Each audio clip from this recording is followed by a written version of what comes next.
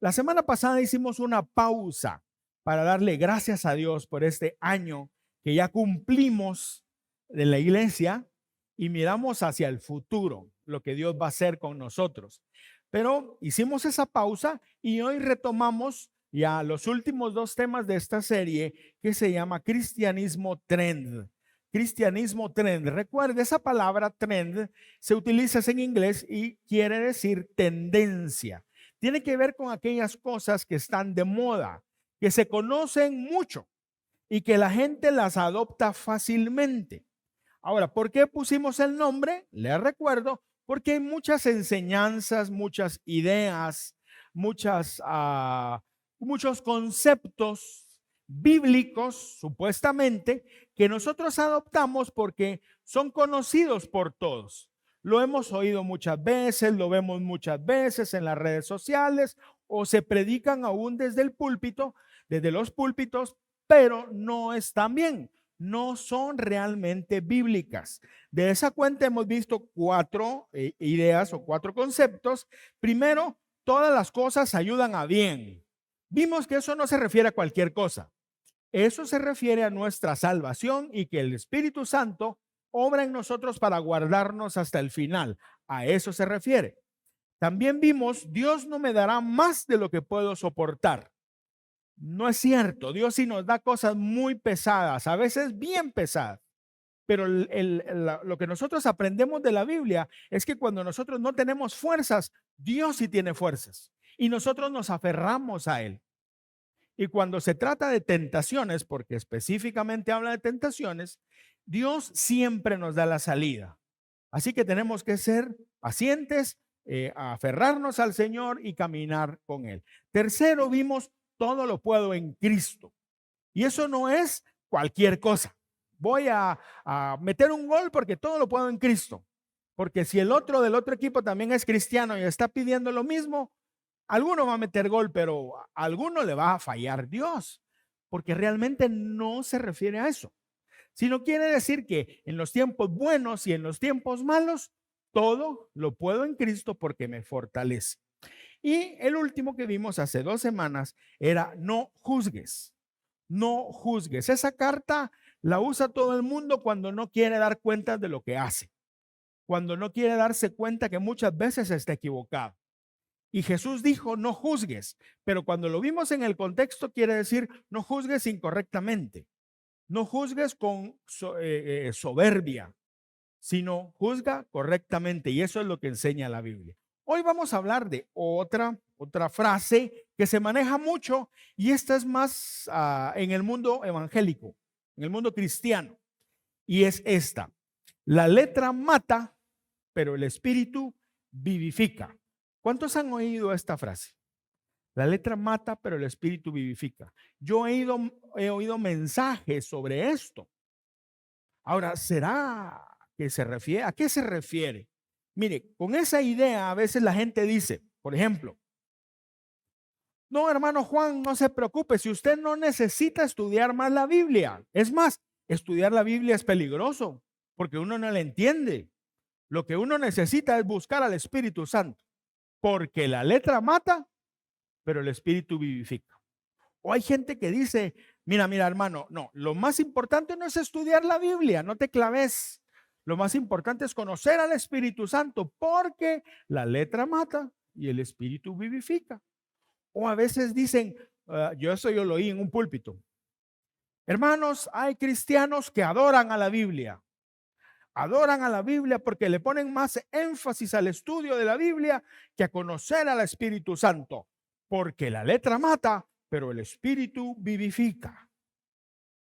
O tal vez alguien, y eso también conozco, a alguien que se lo dijeron, que se iba a meter a estudiar teología y le dijo el hermano, te estás enfocando demasiado en el texto de la Biblia.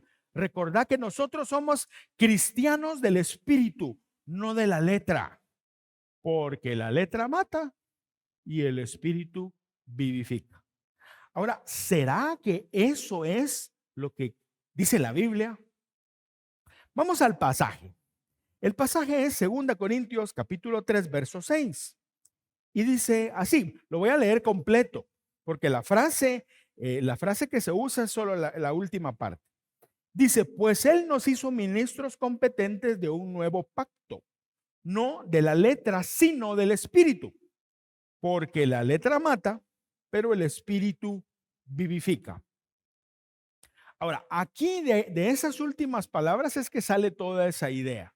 Y quiero anticiparlo, todo eso está equivocado. Todo eso está equivocado. En todos estos pasajes que hemos estudiado en estas semanas, nos hemos encontrado con dos cosas principales. Que mucha gente no entiende la Biblia, no entiende lo que la Biblia realmente dice. Uno, por ignorancia, o sea, no sabe. Ahora, ¿a qué se debe la ignorancia? A veces no tenemos las herramientas apropiadas o no tenemos a los maestros apropiados. Y obviamente eso es necesario. Eso se arregla. Eso se arregla. Ahora hay muchas herramientas, se pueden accesar inclusive en línea por internet o buscar un maestro o una iglesia donde te enseñen la palabra correctamente. Y no solamente una iglesia como esta, sino, no me estoy echando flores, pero eso es lo que queremos hacer. Pero también hay maestros que tú puedes buscar en otro lado. Ahora, la segunda cosa es más peligrosa. Muchos no entienden lo que dice la Biblia por pereza. Les da pereza agarrar la Biblia y estudiarla. Es más fácil que otro te diga lo que la Biblia dice, pero a ti no te consta que realmente te están diciendo lo correcto. O desidia, simplemente no me interesa. Mis amigos, nuestro destino eterno depende de lo que la Biblia dice. Y si hay algo importante, es lo que la Biblia dice. Por eso es tan importante entender esto. Y hay una segunda clase, que esa es peligrosa. Y es aquella gente que sabe lo que es, pero no lo dice. Esos son a lo que la Biblia llama falsos maestros. Porque utilizan la Biblia para sus propios fines, para sus propósitos. Investigando para este mensaje me encontré con varias predicaciones, si se le puede llamar así, donde usaban este pasaje de una manera terrible para justificar prácticas que ellos hacen. ¿Qué dice la Biblia sobre esa práctica? Santiago 3:1 dice, hermanos en Cristo, no debemos tratar de ser todos maestros, pues bien sabemos que Dios juzgará a los maestros más estrictamente que a los demás. Y esta versión lo dice bonito.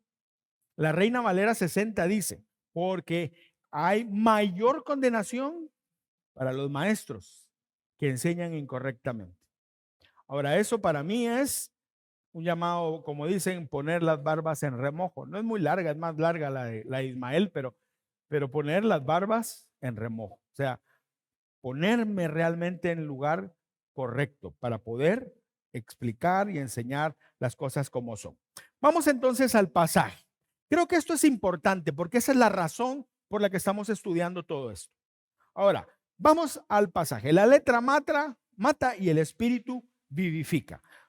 Vamos a lo que no dice, y este es el primer punto, lo que no dice ese pasaje. El pasaje no dice que la letra es el sentido natural del pasaje y el espíritu es la interpretación espiritual del mismo. O sea, una de las ideas es que la Biblia tiene dos sentidos, un sentido natural, que es el que se lee común, nosotros leemos y lo entendemos, y un sentido más profundo, que es el sentido espiritual. Y entonces nosotros tenemos que buscar ese sentido espiritual. ¿Y cómo lo encontramos? Lo encontramos buscando al Espíritu Santo, lo cual no está mal, así tiene que ser, pero las prácticas no son correctas. Además, la Biblia no enseña eso. Ahora, ¿de dónde salió esa idea? Esa idea probablemente salió de un teólogo que se llamaba Orígenes. Él vivió en Alejandría en el siglo II, imagínense, hace 1800 años. Ahora, él fue el primero que vio eso. Y él dijo, la Biblia hay que leerla, pero detrás de estas palabras hay algo más profundo. Entonces, de ahí se empezó a decir muchas cosas. eso se llama una interpretación alegórica, donde se quiere buscar un sentido espiritual a cosas que realmente no están ahí. A partir de ahí empezó eso. Ahora, ¿qué dice la Biblia al respecto? Vamos a la Biblia, porque lo importante es lo que dice la Biblia, no lo que digo yo, ni lo que dijo Orígenes, que por cierto, Orígenes fue un gran teólogo. Él dijo muchas cosas y enseñó muchas cosas muy bien, pero aquí no la hizo. Aquí sí cometió un error. Ahora, ¿qué dice la Biblia? Salmo 119, 34. Hazme entender tu ley para cumplirla. Y oiga lo que dice aquí, la obedeceré de todo corazón. Tres cosas. Entender la ley es entender el mandato. Segundo es cumplir, que es obedecer. Pero hay algo más. Y dice, la obedeceré de todo corazón. ¿Qué quiere decir? Que usted puede hacer cosas solo para cumplir. ¿Puedo yo venir a la iglesia solo para venir a la iglesia, para que Dios mire que vine a la iglesia, para que los hermanos miren que yo cumplo, pero mi corazón está lejos? Mi corazón está en otro lado, así no sirve. De hecho, en el tiempo de Jesús, los fariseos fueron especialistas en esto. Y Jesús los exhortó, no los exhortó, los regañó y les dijo estas palabras. Mateo 23, 23. ¿Qué aflicción les espera, maestros de la ley religiosa y fariseos? Oiga, hipócritas, pues se cuidan de dar el diezmo sobre el más mínimo ingreso de sus jardines de hierbas, pero pasan por alto los aspectos más importantes de la ley. Y aquí los menciona: la justicia, la misericordia y la fe. Es cierto que deben diezmar, pero sin descuidar las cosas más importantes. O sea, sí se puede obedecer la palabra, pero no hacerlo de corazón, y no sirve. En ese sentido, sí tiene razón, pero no, la Biblia, este pasaje no dice que hay un sentido natural y hay un sentido espiritual. Ahora, en algunos casos, a la hora de interpretar un pasaje, hay que indagar un poco más. Sí, pero eso depende de otra cosa, no de esto. Ok, sigamos adelante. El pasaje tampoco dice que el Espíritu Santo opera de manera independiente a la Biblia. Porque le dicen a uno: no, hermano, lo importante es el Espíritu Santo, no la Biblia. Es como que estuvieran separados. Ahora, ¿qué es lo que dice la Biblia? Juan 14, 26. El Espíritu Santo vendrá, está hablando Jesús, y los ayudará, porque el Padre lo enviará para tomar mi lugar. El Espíritu Santo les enseñará todas las cosas y les recordará todo lo que les he enseñado. Este pasaje se usa para fortalecer esa idea de que no es importante la Biblia, sino el Espíritu. Porque aquí dice, hermano, mire, dice aquí, ¿ven? Porque el Espíritu Santo les enseñará todas las cosas. Entonces, usted no tiene que estudiar la Biblia, usted tiene que buscar al Espíritu Santo porque Él le va a hablar. No es cierto. Eso es precisamente sacar de contexto. Miremos lo que dice. Él les enseñará todas las cosas y les recordará todo lo que les he enseñado. Ahora, este pasaje se lo dijo, contexto, se lo dijo Jesús a sus discípulos. Y cuando les dijo eso, les estaba diciendo: yo me voy a ir y les conviene que yo me vaya, porque va a venir el Espíritu Santo que el Padre va a enviar. Entonces, cuando Él venga, les va a enseñar todo y les va a recordar. A ellos, a los apóstoles, les recordó las enseñanzas de Jesús, y como 25 años más adelante, ellos escribieron o empezaron a escribir los evangelios. Literalmente el Espíritu Santo les recordó las enseñanzas y ellos las escribieron. Ahora, ¿cómo nosotros hoy, 2000 años después, recordamos las enseñanzas de Jesús? En la Biblia. Entonces, ¿qué hace el Espíritu Santo? Decirnos: no, no leas la Biblia porque la Biblia está aquí y yo estoy aquí. No, el Espíritu Santo nos enseña la Biblia. Y eso, para ver un poco más profundamente esto, segunda Pedro 1:21. El apóstol Pedro dice así: pues ninguna profecía fue dada jamás por un acto de voluntad humana, sino que los hombres inspirados por el Espíritu Santo hablaron de parte de Dios. ¿Quién inspiró la Biblia? El Espíritu Santo. Si el Espíritu Santo inspiró la Biblia y si el Espíritu Santo nos hace recordar o nos muestra las enseñanzas que hay en la Biblia, qué lógico, o mejor dicho, qué absurdo es pensar que tenemos que escoger entre el Espíritu Santo y la Biblia. Si el Espíritu Santo y la Biblia están unidos. Ahora, tampoco dice que la Biblia opere separada del Espíritu Santo o independiente del Espíritu Santo. 1 Corintios 2:12 dice Pablo: nosotros no hemos recibido el espíritu del mundo, sino el espíritu que procede de Dios. ¿Para qué? Para que entendamos lo que por su gracia Él nos ha concedido. Ahora, ¿cómo entendemos nosotros lo que Dios nos ha concedido? ¿Cómo sabemos qué es lo que Él nos ha dado? En la Biblia. Entonces el Espíritu Santo inspiró la Biblia, nos enseña la Biblia y además Él nos ayuda o nos ilumina para que lo entendamos. Es imposible que el Espíritu Santo y la Biblia estén separados.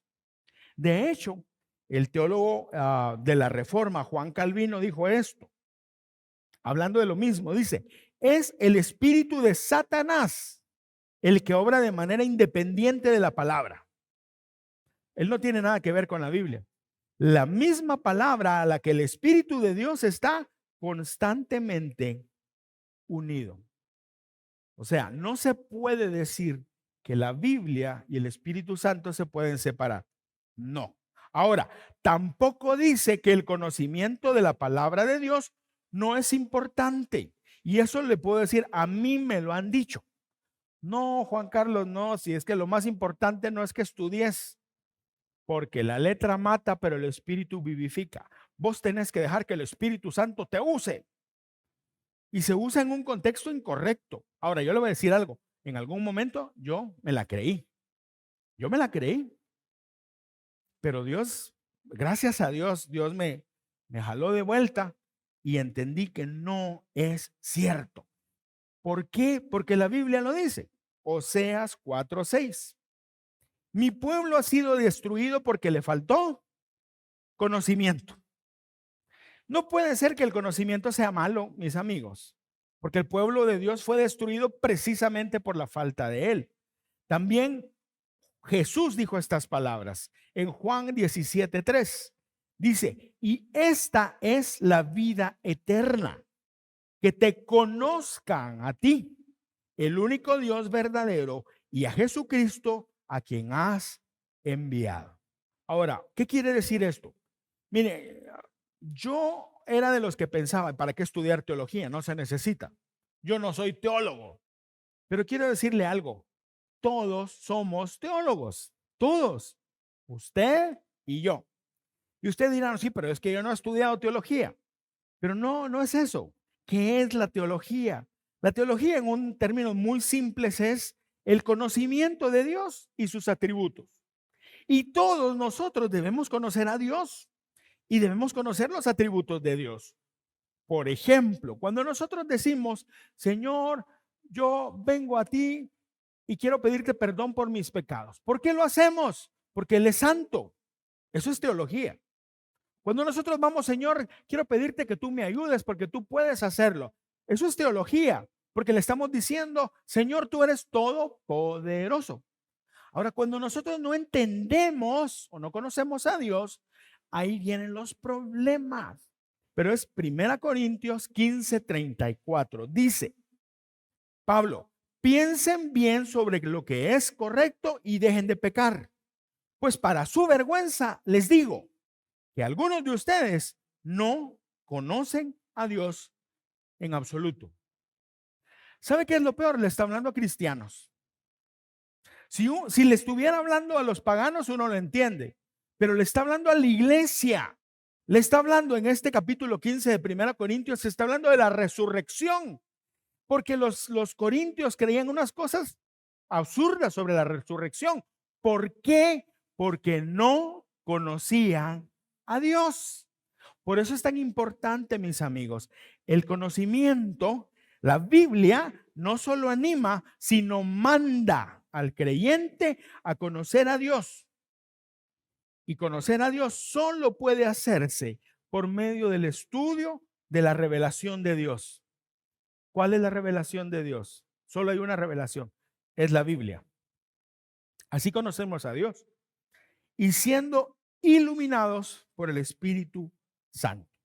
Mire, creo que aquí es importante hacer una aclaración. Yo también me topé con varios de estas frases ahorita que estuve oyendo algunos mensajes. Y es esto. Viene la gente y dice, desde un púlpito, yo lo escuché, un pastor famoso, tengo una revelación del Señor. Y soltó una cosa que no tiene nada que ver con la Biblia. De verdad, yo digo, si es una revelación, no sé de dónde venga, pero de Dios no puede venir, porque no es bíblico. Ahora, esa palabra revelación literalmente quiere decir mostrar algo que estaba oculto. Eso es revelación. Nosotros ya no tenemos revelación. Los que tuvieron revelación fueron los apóstoles cuando escribieron las cartas. Ellos sí recibieron revelación de Dios y escribieron el Nuevo Testamento. Lo que nosotros tenemos hoy es iluminación. Es diferente. ¿Qué es la iluminación? Es cuando tú abres la Biblia y un pasaje que tal vez lo has sabido desde que eras niño, de repente hoy, ¡pum!, tiene una luz que nunca habías visto. ¿Te das cuenta de algo increíble ahí? ¿Por qué? Porque el Espíritu Santo te iluminó.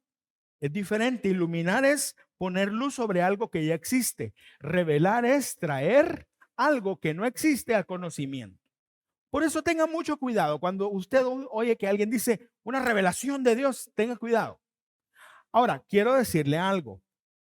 A veces se usa mal la frase, se usa mal la palabra.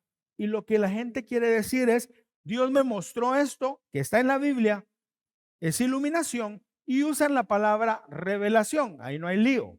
Está mal usada la palabra, sí, pero está yendo a la Biblia. Eso es lo importante. Ok. Ahora, si todo esto no es lo que quiere decir el pasaje, ¿qué quiere decir? ¿No le da curiosidad sobre qué quiere decir ese pasaje? Vamos al segundo punto. El texto en su contexto. El problema de este y otro montón de pasajes, bueno, los que ya hemos estudiado, es que se sacan del contexto. Y fuera de contexto puede ser cualquier cosa. El contexto gramatical primario de este pasaje es 2 Corintios 3, versos del 1 hasta el 6. Y eso vamos a leer. Comenzamos otra vez a recomendarnos a nosotros mismos, dice Pablo. Pablo escribió esta carta. ¿O tenemos acaso que presentarles a ustedes o pedir de ustedes cartas de recomendación como hacen algunos? Nuestras cartas son ustedes mismos y fueron escritas en nuestro corazón y son conocidas y leídas por todos. Es evidente que ustedes son una carta escrita por Cristo y expedida por nosotros, carta que no fue escrita con tinta, sino con el Espíritu del Dios vivo y no en tablas de piedra, oiga esto, y no en tablas de piedra, sino en las tablas de corazones que sienten. Esta es la confianza que tenemos ante Dios por medio de Cristo. Y no es que nos creamos competentes por nosotros mismos, como si esta competencia nuestra surgiera de nuestra propia capacidad. Nuestra competencia proviene de Dios. Pues Él, y ahora llegamos al versículo, pues Él nos hizo ministros competentes ¿de qué? De un nuevo pacto, no de la letra, sino del Espíritu. Porque la letra mata, pero el Espíritu vivifica. Para ponernos en contexto, rápidamente, la semana pasada hablamos de la iglesia de Corinto y dijimos que la iglesia de Corinto fue fundada por Pablo más o menos en el año 50, entre los años 50 y 52. Era una iglesia que tuvo muchos problemas, no solo internos de divisiones, de abusos en algunos sentidos, sino también fue invadida por falsos maestros. Ahora, Pablo tuvo mucha comunicación con esa iglesia, fueron varias cartas y de las varias cartas nosotros solamente tenemos dos. La primera de Corintios, que fue escrita más o menos entre el año 53 y 55, y la segunda de Corintios, que es esta, un par de años después. Ahora, esos falsos maestros habían llegado y estaban enseñándole a la gente, a los cristianos, que para ser salvo necesitabas creer en Jesús, pero además necesitabas cumplir con ciertas cosas de la ley de Moisés. Y ellos decían que si tú cumplías ciertas reglas de la ley de Moisés, como los judíos lo hacían, entonces tú ibas a perfeccionarte como cristiano, lo cual es mentira. Pablo le dedicó una carta entera a esta herejía que es Gálatas. Ahora, a estas personas, un grupo de personas, se les conocía como los judaizantes. ¿Por qué? Porque estaban tratando de volver judíos a los cristianos. Por supuesto, al principio los primeros cristianos eran judíos, pero después, a estas alturas, ya la mayoría eran gentiles, eran griegos, eran de otras etnias. Por eso es tan importante. Ahora, estos judaizantes no solo necesitaban que la gente les creyera, sino también necesitaban minimizar la autoridad del apóstol Pablo. Entonces lo atacaban constantemente. Por eso Pablo defiende su autoridad apostólica, y eso se encuentra en los primeros capítulos de el segundo libro de esta segunda carta de Corintio. Ahora, ¿por qué es que era tan interesante o tan atractiva esa idea judaizante para los cristianos? El comentarista Warren Wiersbe lo dice de esta manera: tu evangelio del legalismo era muy popular, puesto que la naturaleza humana disfruta al alcanzar metas religiosas, en lugar de confiar sencillamente en Cristo y permitir que el Espíritu Santo obre. Es mucho más fácil medir la religión que la verdadera justicia. Nos medimos en base a ir a la iglesia, a ofrendar, a dar los diezmos, pero no pensamos en que realmente si estamos buscando a Dios de todo corazón, si somos justos en nuestro trato con las demás personas, no pensamos si nuestras palabras construyen o destruyen. Y es más fácil ver, no, si fui a la iglesia, y como fui a la iglesia, lo que sea. Ahora, eso también puede a nosotros afectarnos. Ahora, vamos al contexto. Vamos a dividir en dos partes todos los versículos para que sea más fácil. Y la primera parte es esta, versículos del 1 al 3. Los creyentes corintios eran la verdadera carta de presentación de Pablo. Cuando llegaban los falsos maestros, y eso era común, había falsos maestros, había falsos filósofos, había de todo. Llegaban y generalmente llegaban con cartas y venían de otra iglesia y decía la carta: fulanito de tal, Juan Carlos Sánchez, viene de la iglesia de Troas. Y en Troas él ha sido un gran predicador, es un hombre ungido de Dios, es un hombre que él ora y Dios hace milagros, es una maravilla de hombre, es guapo y va. Con eso llegaban a la iglesia nueva y la gente la leía y decía: gracias, Señor, que nos trajiste a un ungido. Lo que no sabían es que todo era mentira. Y esa era la práctica. Entonces, cuando Pablo escribe, él dice: yo no necesito una carta de presentación, señores. No porque Pablo dijera: mire, yo soy el gran apóstol Pablo. No. ¿Sabe qué dice? Ustedes, hermanos, son mi carta de presentación. Segunda Corintios 2:17 dice Pablo así. Es el versículo inmediatamente anterior al pasaje que leímos. Ya ven, dice, no somos como tantos charlatanes que predican por provecho personal. Nosotros predicamos la palabra de Dios con sinceridad y con la autoridad de Cristo, sabiendo que Dios nos observa. Entonces alguien podría decir: sí, pero ¿y cómo sabemos que eso es cierto? Primera Corintios 9:2, oiga lo que dice. Aunque otros piensen que yo no soy apóstol, para ustedes sí lo soy. Ustedes son cristianos y eso demuestra que realmente soy un apóstol. ¿Qué está diciendo? Que sin la obra de Dios a través de Pablo, de Silas, de Timoteo, de Priscila y Aquila que lo acompañaban, sin esa obra los corintios seguirían siendo los mismos paganos de siempre. Pero ahora ya no son paganos, son cristianos. Han sido transformados. ¿Qué quiere decir? Que la obra de Pablo y sus acompañantes es una obra de Dios. Es una obra de Dios. Porque el mejor sermón, mis amigos, es una vida transformada. Ese es el mejor sermón. Una vida transformada. Entonces Pablo les dice, ustedes son cartas, nuestras cartas de presentación.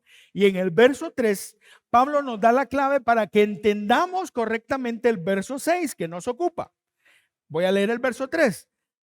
Dice que la carta que está hablando de ellos no fue escrita con tinta, sino con el Espíritu del Dios vivo. Y no fue escrita en tablas de piedra, sino en las tablas de corazones que siente. ¿Por qué dijo Pablo eso? Probablemente él estaba pensando en estos dos versículos. El primero de Jeremías 31-33. Dice, cuando hayan pasado esos días, el pacto que haré con la casa de Israel será el siguiente. Pondré mi ley en su mente y la escribiré en su corazón. Y yo seré su Dios y ellos serán mi pueblo. Ahora, ¿dónde estaba escrita la ley antes? ¿Se acuerda? Moisés recibió 2 tablas de piedra.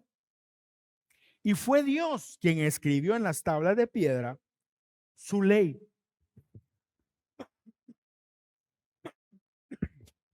Perdón. Por eso la comparación. Tablas de piedra, corazones.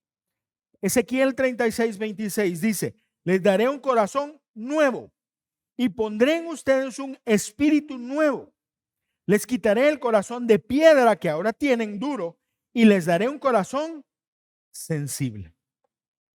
Cuando Pablo está hablando aquí, se está refiriendo al antiguo pacto que fue escrito en piedra. Esa es la ley de Moisés.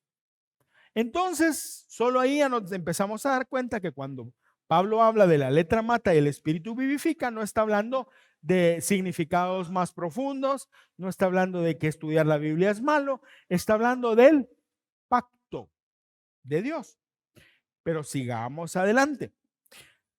¿Qué hace Pablo? Pablo contrasta o hace un contraste entre los dos pactos. Esto lo vemos en los versículos del 4 al 6. Entonces, está diciendo, primero, que el antiguo pacto es el pacto de la letra. ¿Por qué de la letra? Porque fue escrito. Y las primeras tablas fueron escritas por Dios mismo. Ahora recuerde que esas tablas no sobrevivieron, porque cuando Moisés bajó del monte, se encontró al pueblo adorando a un becerro de oro, una vaca. Y Moisés se enojó tanto que tiró las tablas y las tablas se quebraron. Yo no sé por qué no puso las tablas en el suelo, agarró un garrote y les fue a dar, hubiera sido mejor. Pero bueno, quebró las tablas. Después Dios le volvió a dictar la ley a Moisés y esta vez fue Moisés el que las escribió. Pero estaban escritas en piedra, en piedra.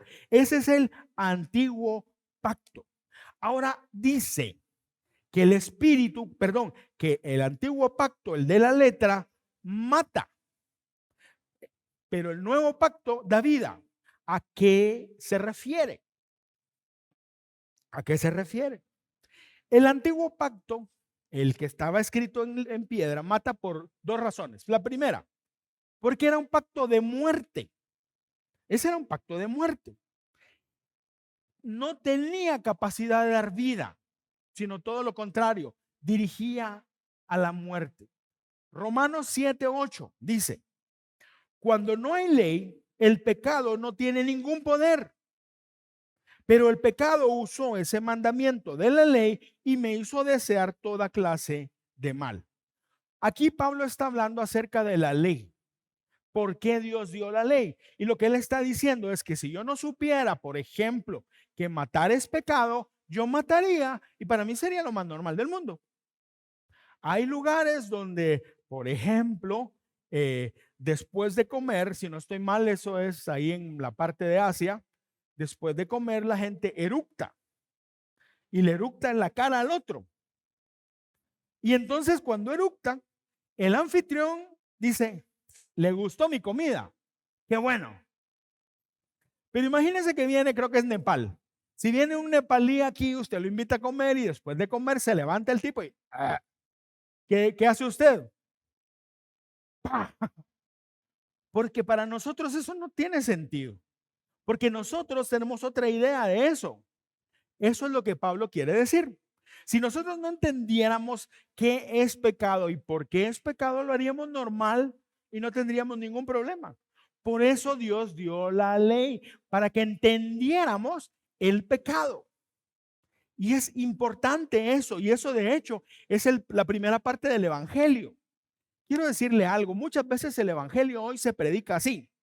Dios tiene planes hermosos para ti. Dios tiene un futuro brillante. Dios quiere bendecirte. Dios quiere prosperarte a ti. Todo lo que tienes que hacer es creer en Jesús.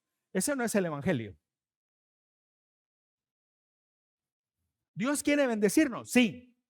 Dios tiene planes buenos para nosotros, sí. Eso dice la Biblia. Pero no creemos para eso. El verdadero Evangelio empieza así, hermano. Vos sos muy buena gente, me caes bien, te quiero mucho, pero te voy a decir lo que la Biblia dice de vos. Dice que sos un pecador, igual que yo. Dice que todo lo que vos haces está mal y a Dios no le agrada. Aún las cosas buenas que tú querés hacer son delante de Dios como un trapo sucio. Y se va a quedar así tu amigo. Pero la buena noticia es esta.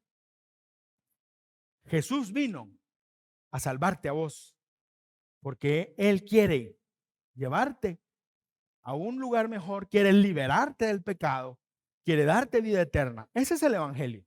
Pero el Evangelio empieza con las malas noticias y las malas noticias empiezan con la ley. Por eso es que Dios nos dio la ley. Entonces dice Pablo, primero entendí que peco porque entendí que hay una ley.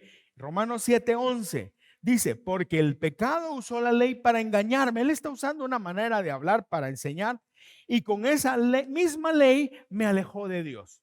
¿Qué está diciendo? Que la ley de Dios te agarra y te aleja de Dios. No.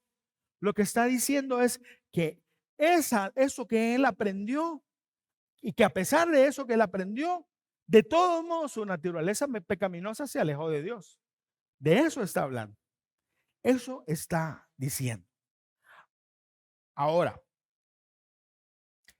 esa es la primera cosa, porque la ley mata. Segunda cosa, ¿por qué la ley o el pacto antiguo, el antiguo pacto, mata? Porque era un pacto de condenación. Era de muerte, pero también de condenación. ¿Por qué? Porque en el pacto decía, si ustedes cumplen perfectamente, y quiero enfatizar perfectamente, o sea, todo, si ustedes cumplen todo esto, entonces Dios se va a agradar de ustedes y no va a tener ningún problema con ustedes. Dios los va a aceptar así. El problema es este. Nadie puede cumplir eso. Gálatas 3:10, oiga lo que dice. Pero corren un grave peligro los que buscan agradar a Dios obedeciendo la ley. Está hablando de la ley de Moisés, no está hablando de los 10 mandamientos. Los 10 mandamientos sí los tenemos que obedecer. Ahora, porque la Biblia dice, y oiga las palabras fuertes, maldito sea el que no obedezca todo lo que la ley ordena. Ahora, pongámoslo así. Me van a decir, mira Juan Carlos, aquí está el resultado de tus exámenes. Vos tenés esto y esto. Todo lo que vos tenés es mortal. Ahí nos vemos, hermano. Que Dios te bendiga, ¿oíste? ¿Cómo me quedo yo? Mátenme. No tengo salida, no puedo hacer nada. Pero ¿qué pasa si el doctor me dice, mira, hermano, si estás fregado, porque si estás muy mal, pero, ahí está la cosa. Pero, lo que vamos a hacer es, te vamos a operar, te vamos a hacer esto, y vas a mejorar y vas a vivir.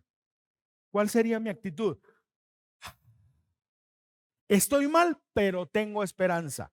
El problema de la ley es que no daba esperanza, porque la ley no decía nada más que cúmplanlo todo y van a ser salvos, o no cumplan uno de todo y se van a la perdición.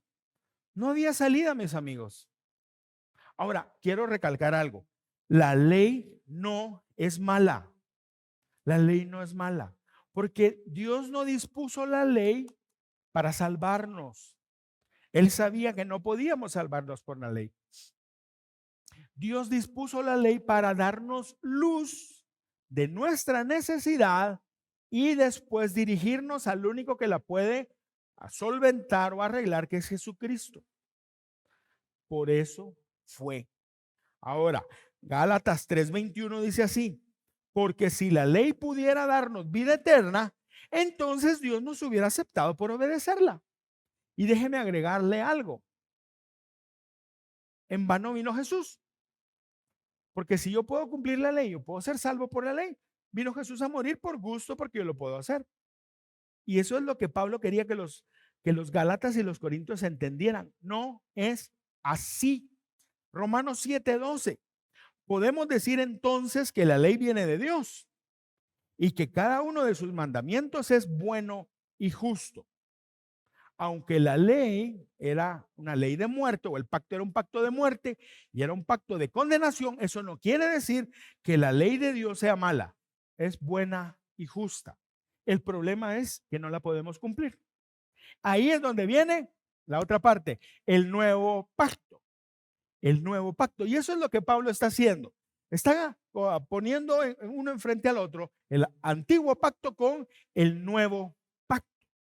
Ahora, esa palabra nueva que se utiliza aquí es una palabra particular. Hay dos palabras en griego que quieren o se traducen como nuevo. Una es neo, que la usamos mucho. Neo, lo que sea, lo que quieran, ponerle nuevo. Se me olvidó, no se me ocurrió otra palabra. Y la otra es kainos, que es esta que se usa aquí. Neo quiere decir algo que es nuevo porque es reciente. Pero kainos quiere decir que esto es algo que no existía y que ahora está. Déjeme ponerla así. En el año 2007, hasta el año 2007, los teléfonos celulares, el más moderno era el BlackBerry. ¿Se acuerdan? Algunos creo que tuvieron BlackBerry. Con el tecladito, a mí nunca me cupieron los dedos. Con el tecladito y podía ver el correo, navegar a internet y toda la cosa.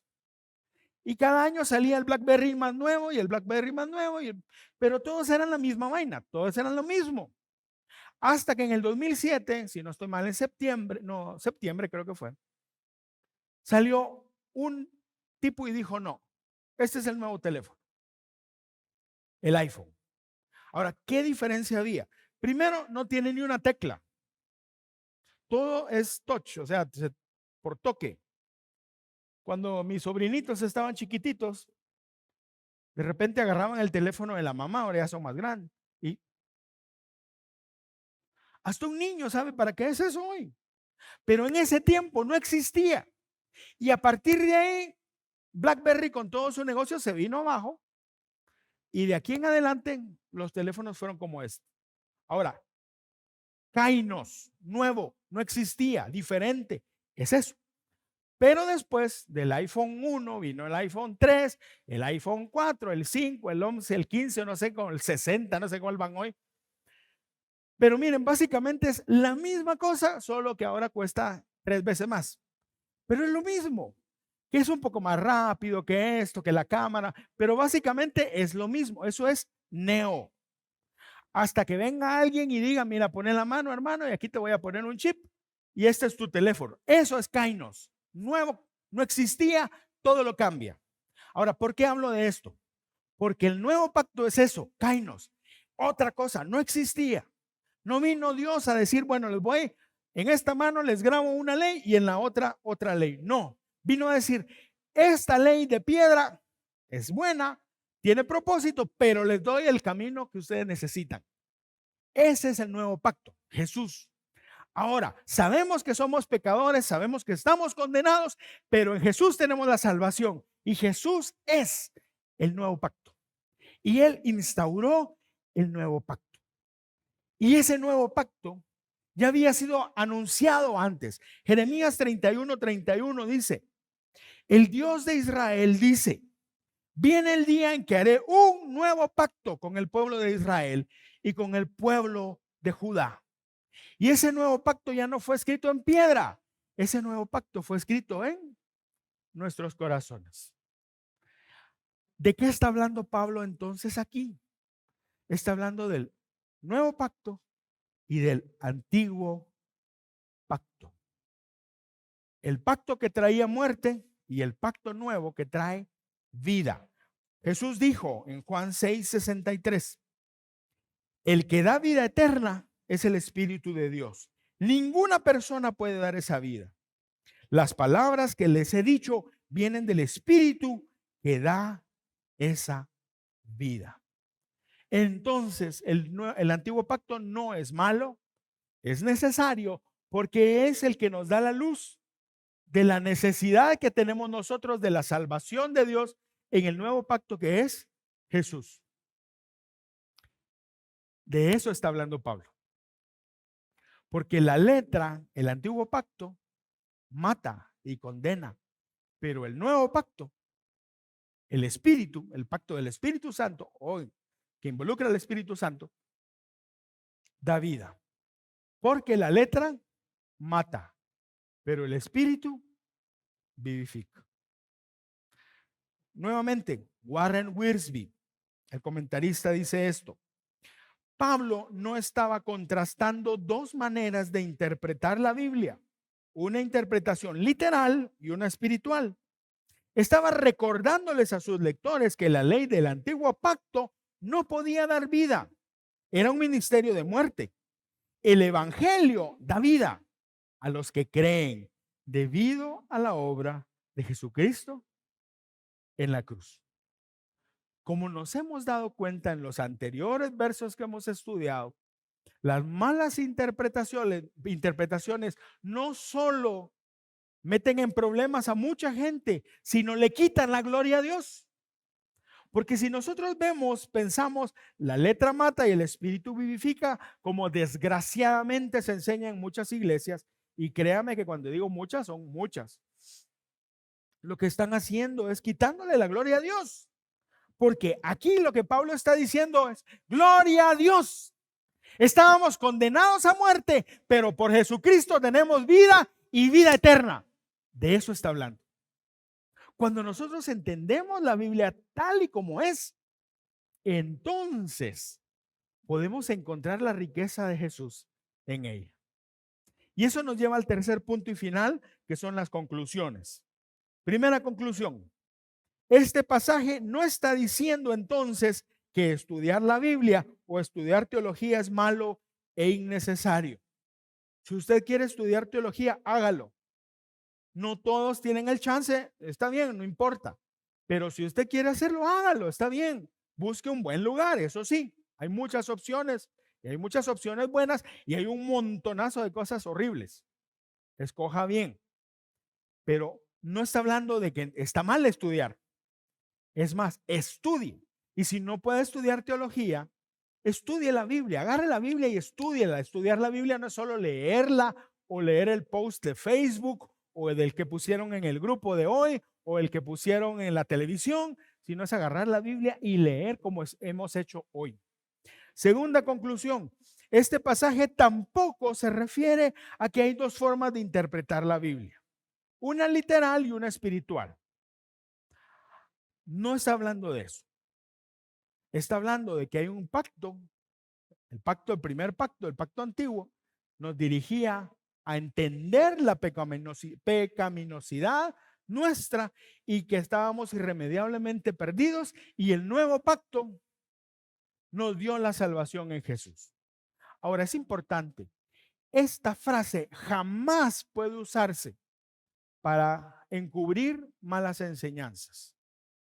Puede ser que usted escuche algo o a alguien de su familia, algún amigo, a decir o hacer cosas que son incorrectas a la Biblia, a través de a la luz de la Biblia, y que usted se acerque y le hable y le diga, mira hermano, eso no es lo que dice la Biblia, con amor. Eso no es juzgar, siempre y cuando no lo haga desde una posición, mira, te voy a enseñar, porque yo sí sé. Eso sí no. Pero si usted va con amor y le habla, usted está salvando su vida. Ahora, si esta persona viene y le dice, no, pero mira hermano, lo que pasa es que la letra mata, pero el espíritu vivifica, el problema es de él. No se usa para eso. Y la última conclusión es este. Este pasaje nos habla de la maravilla del nuevo pacto por Jesucristo, que nos trae vida eterna y nos permite vivir en obediencia por el Espíritu Santo a la palabra del Señor. Y mire, yo le doy gloria a Dios por esas palabras, porque no estamos condenados. Por eso Romanos 8:1 dice, ninguna condenación hay para los que están en Cristo Jesús. Quiero pedirle que se ponga en pie, por favor. El antiguo pacto nos mostró quiénes somos. El nuevo pacto nos da la salvación a través de Jesús. El asunto es qué hacemos nosotros. No es un asunto de Dios. Dios ya hizo lo que iba a hacer. Nos mostró quiénes somos y nos dio el camino de salvación. ¿Qué vamos a hacer nosotros? Esa es nuestra decisión. Esa es nuestra decisión. Pablo tuvo que recordarle esto a creyentes, a cristianos, porque se nos olvida. Y hoy nosotros como cristianos, 2000 años más tarde, tengamos claro algo. Necesitamos a Jesús y necesitamos ser guiados por Él. Porque sin Él nada podemos hacer. Y con esta enseñanza de hoy tiene más claridad esas palabras de Jesús. Separados de mí, nada pueden hacer. Quiero invitarle a que cierre sus ojos. Vamos a adorar al Señor, pero quiero pedirle algo. Quiero pedirle que lo hagamos con gratitud. Porque si no fuera por Jesús, no tenemos nada. Y la segunda cosa es responder con gratitud a lo que Jesús hizo. ¿Cómo? Viviendo una vida para Él. Adoremos al Señor.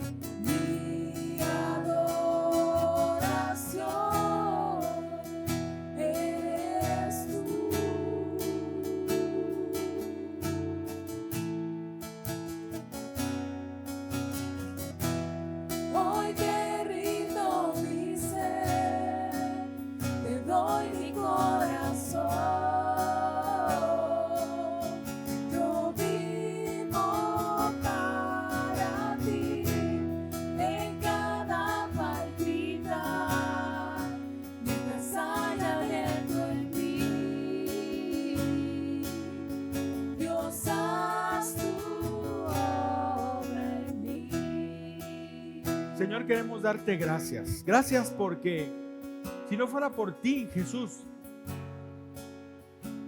tendríamos irremediablemente que terminar en el infierno. Tendríamos que pasar toda la eternidad separados de ti. Y viviríamos vidas solitarias. Porque no importa lo material que podamos tener, si no te tenemos a ti, no tenemos nada.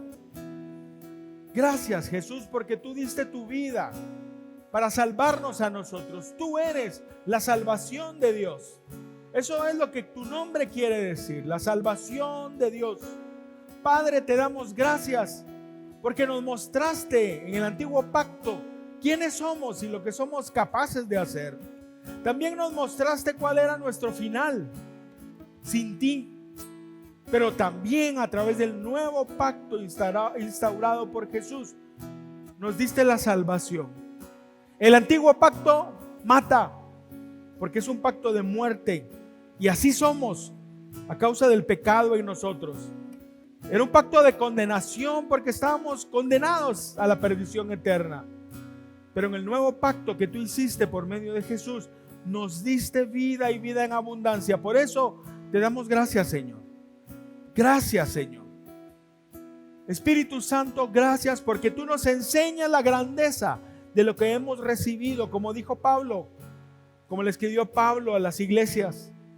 Tú nos muestras las grandezas que hemos recibido. Tal vez no lo habíamos entendido, pero hoy tiene sentido cuando Jesús dijo que separados de Él nada podemos hacer, porque separados de ti, Jesús, estamos perdidos. Gracias porque tú nos hablas a través de tu palabra.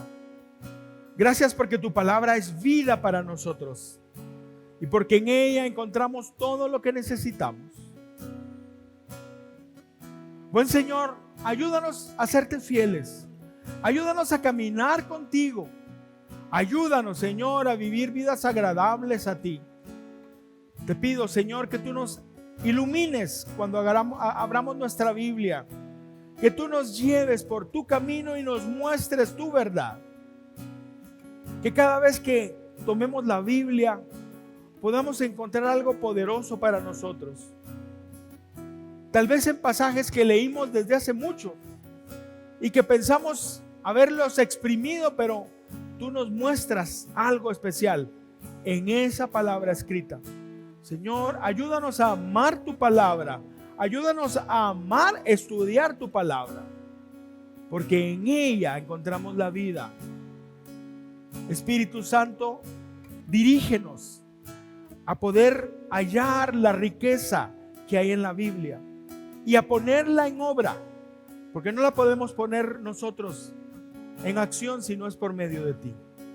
Espíritu Santo, dirígenos, te lo pedimos en el nombre de Jesús. Buen Dios, gracias, gracias, gracias por la Biblia. Gracias, Padre, por el Espíritu Santo que nos guía y que nos enseña todas las cosas y nos recuerda lo que tú has dicho y has enseñado.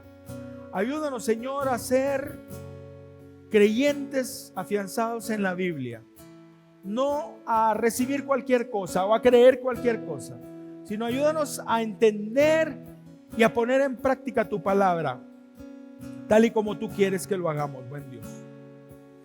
También quiero orar por aquellos que nunca han entregado su vida a Jesús. Si nunca has entregado tu vida a Jesús, la Biblia dice con claridad que todos estamos condenados al infierno, a la perdición eterna, porque somos pecadores. Solo hay una manera de salir de ahí, y es a través de Jesús. Y Jesús quiere darte vida eterna. Jesús quiere hacerte hijo de Dios y quiere darte la vida de Dios. Lo que tienes que hacer es entregar tu vida a Jesús y Él lo hará. Si nunca has entregado tu vida al Señor, quiero dirigirte en una oración. Esto es la primera parte. Ora con todo tu corazón y dile al Señor así: Señor, reconozco que soy pecador. Reconozco que te necesito. Reconozco que solamente en Jesús encuentro la salvación. Y Jesús, te pido que seas mi Salvador y que seas mi Señor. Que me hagas hijo de Dios. y que me des de tu vida eterna. En el nombre de Jesús. Amén. Si tú hiciste esta oración, queremos orar contigo y queremos acompañarte. Si nos estás viendo en esta transmisión, escríbenos por favor. Nos vamos a comunicar contigo y vamos a orar por ti. Y si estás aquí y nunca lo habías hecho, acércate por favor al final. Queremos orar por ti. Quiero despedirlos con una oración y también vamos a orar por los diezmos y las ofrendas. Señor, gracias. Gracias porque nos has permitido estar en tu casa para adorarte, para aprender de tu palabra, también para traer al alfolí nuestras ofrendas y diezmos. Lo hacemos con un corazón agradecido porque reconocemos que todo lo que tenemos y lo que somos viene de ti. Y lo hacemos para honrarte, Dios, porque solamente tú mereces toda la honra y toda la gloria. Te pido tu bendición sobre mis hermanos, que les provea, Señor, para sus necesidades y que les des abundancia para que puedan ellos bendecir a otros. Señor, salimos de tu casa confiados, seguros, agradecidos, porque tenemos salvación y no muerte en ti, Jesús. Y te pido que nos bendigas en esta semana que empieza. Algunos van a viajar y van a descansar. Guárdalos, Señor, llévalos con tu mano poderosa. Guárdales ahí donde están, que puedan disfrutar y regresar a casa y estar juntos la próxima semana. Señor, oramos por Jensi que está de viaje y oramos por su salud y te pedimos, Señor, que tú obres en su salud en el nombre de Jesús. Y te pido, Dios, que nos bendigas y guardes a todos mientras salimos, Señor, y que nos lleves a casa con tu bendición en el nombre poderoso de Jesús. Amén y amén. Denle un fuerte aplauso al Señor. Gloria a Dios. Amigos, estamos despedidos. Que el Señor les bendiga y les guarde y que la pasen bien estos días de descanso. Bendiciones.